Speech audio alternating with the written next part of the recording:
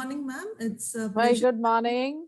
To Right, begin right. with, ma'am, we all are aware about the prevailing pandemic situation of COVID-19 and how things have changed for the last few months, wherein we thought that the situation would normalize in a few months' time. We faced a lockdown and numerous things have happened. It has been extremely challenging for each and every one of us, including the governments across the globe.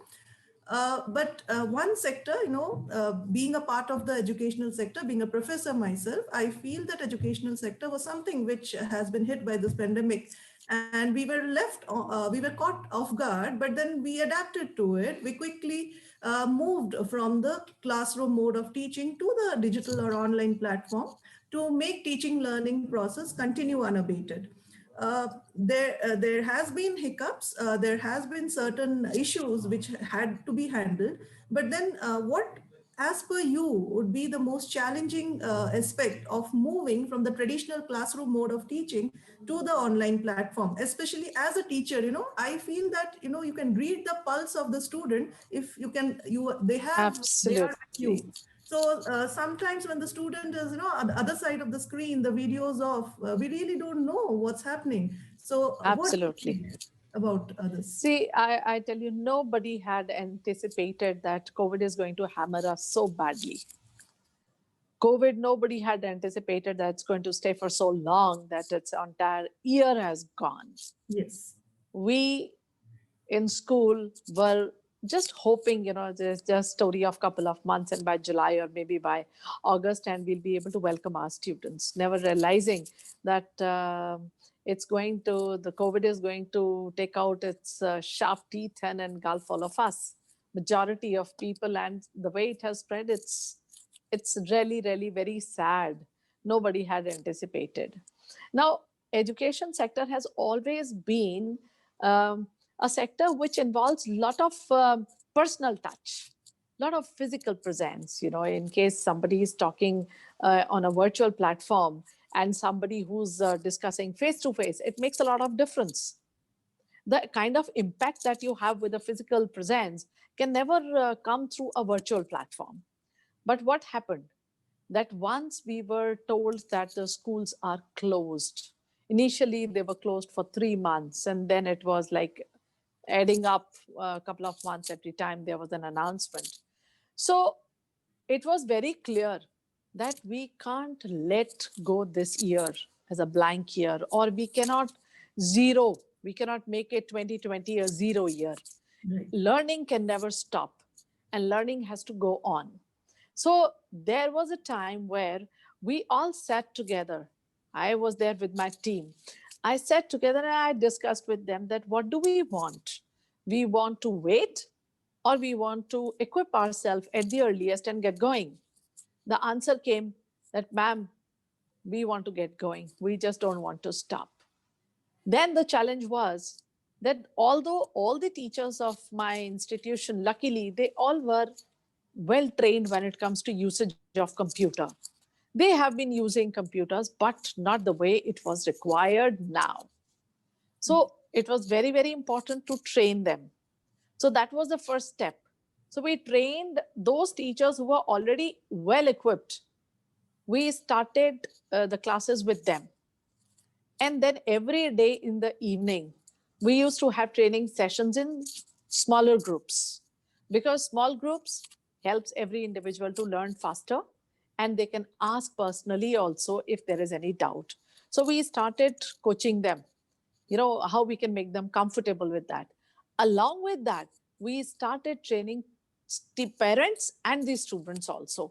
We ran 3 parallel batches in the afternoon and in the evening, depending upon the availability of the parent, to make them feel comfortable and to develop confidence in what we are going to do, how we are going to impart education. So the confidence of the parent was must.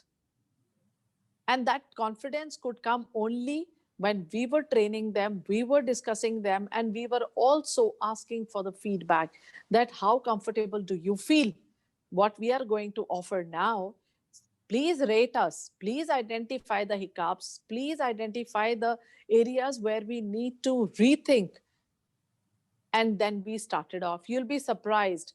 The new session was due to start from 4th of April, and the lockdown happened at 22nd March. You will be surprised that even on those days, because we were to start a new session from 24th of March, that was Monday. And then 22nd, it was announced. The moment we had the paper of class 12th, and it was like lockdown. So during this period, we prepared ourselves and we opened our school virtually as scheduled. And having the classes, you'll be surprised that initially parent used to feel, especially for the younger classes, kindergarten to class 3, 4, 5, that my son feels very sleepy, is not able to see, connectivity issue. Yes, connectivity issues were there because everybody around was using this virtual platform. But slowly and slowly, the IT companies, those who were offering these platforms, whether it was Google or Zoom and MS Team, they all also, they also geared up, and then slowly and slowly this problem of connectivity got over. Yeah, in fact, Zoom or any for that case, any other platform, we have seen a lot of changes. It has evolved actually Yes, with respect to yes, security and with respect to connectivity. yes, That's very obvious. yes.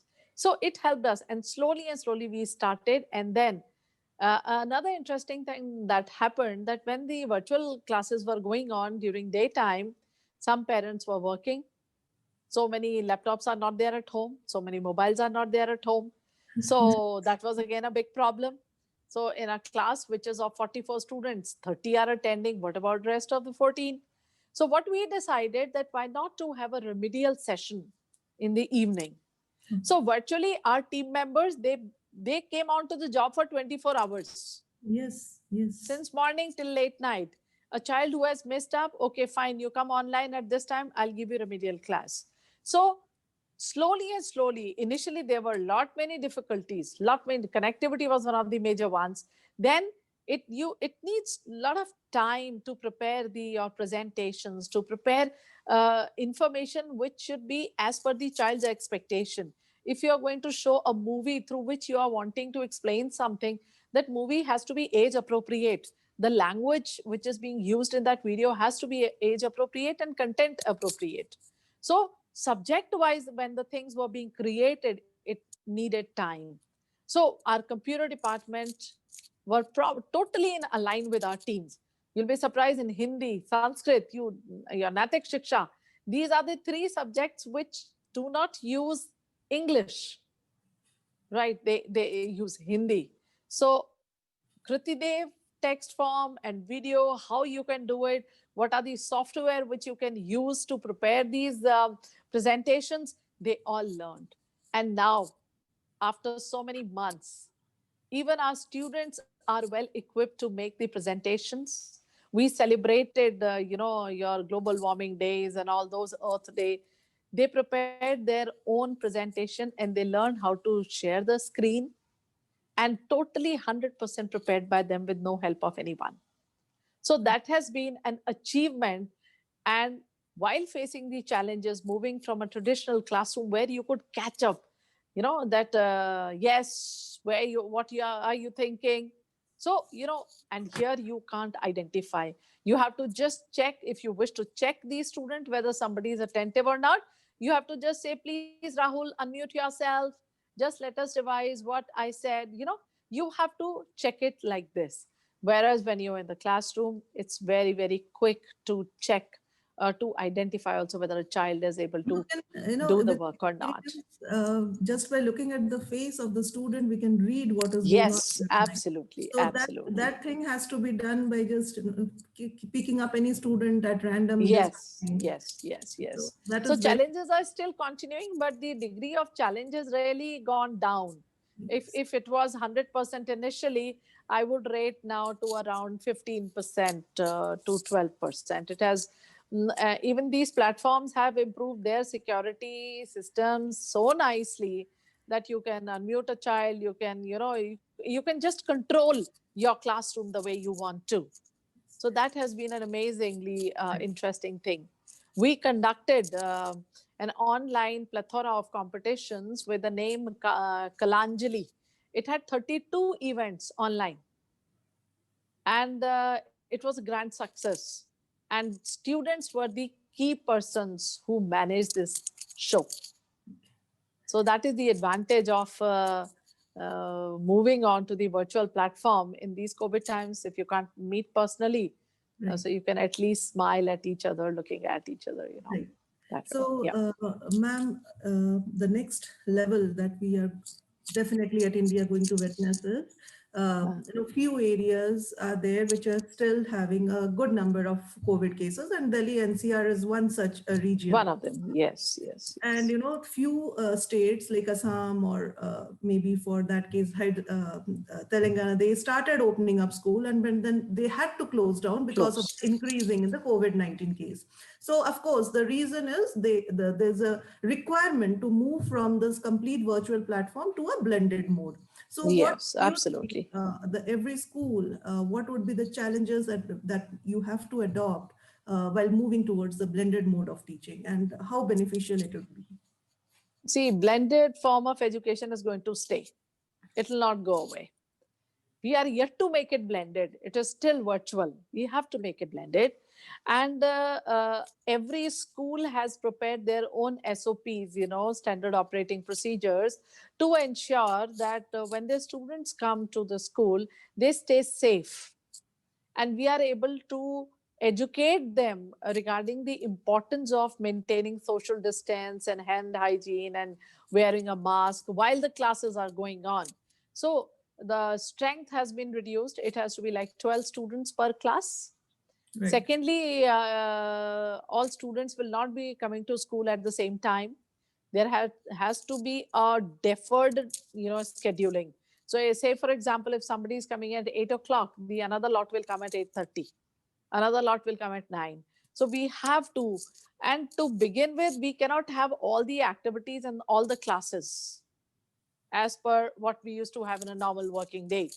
Right. It has to be what is most important: academics. Right.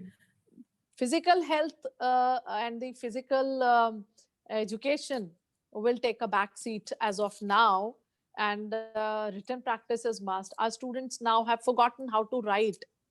31 questions are going to come in the board exams, and you have to finish it in 2 hours and 35 minutes. So they don't know how to write. And we are taking online test, which is like Google Baba Zindabad. So it's like Google Forms. Think merit. It's But the this is something very serious, and the government has to look into it. That's very correct that it has to be an offline mode of conducting the exam. But how the students are well equipped in writing practice, so maybe some pre-board, especially for the 10th and the 12th board students. Yes, yes, yes. We are looking forward for that. We really need to give them written practice. That's the reason I said that they have lost that grip of Right. fingers on the pen, They don't know. Another important thing which I feel that if we adults, we work in a way that we are educated, we have to ensure that we uh, educate our children, and we also follow that protocol. What happened on Diwali? Everybody was celebrating Diwali. So Diwali gave the Diwali gift, increased number of COVID cases. So Weddings are going on. COVID will now celebrate New Year also. Yes, yes. I tell you. And then there's so many weddings going on. Yes. Why people have to go? Why people forget social distancing? Why everybody has to be so conscious about the photographs? Come on. And now what is happening? Again, there is a rise. So when these seniors, the adults, the parents, we as individuals are not contributing, we are not setting an example in front of our students, how can we expect them that when they will start from home, they will maintain social distance? They will enter school and seeing their friends after so many months. You Yes. expect them to remember social distancing? Until and unless it has been, it has been inculcated so deeply in them that they should expect, they should want well-being of their friends and themselves, so Yes. they will maintain social distancing. So that is very important. COVID test, if we talk about, it is valid only for 6 days. So how long you can expect a parent to take the child for COVID test? Not possible. But what is desirable, that we should be able to manage these strengths by keeping them socially distant. Within the school, it's easy to manage because they will listen to their teachers. But once they leave the school gate, Yes. their own personal conscience will guide them to stay healthy. Right. So Thank- it's not going to be all that easy, but we are looking forward. A school is just a concrete building without students and team members. I come to my office, I sit here, and I long to see my children and my team members. A school becomes a school only when these two pillars are there in the school. Right. That was great hearing you out, ma'am, today. And yes, there are concerns which needs to be addressed. And it's very true that we are responsible to educate the children on social distancing, on wearing a mask, which actually helps a lot. Thank you. Yes. Thank you, Edu TV, again for providing us this platform to connect. Thank you. Alliance University, India's top-ranked university. Over 20,000 alumni in 50 countries. Study abroad options in 55 universities. And placements in over 353 companies. Alliance University, Bengaluru.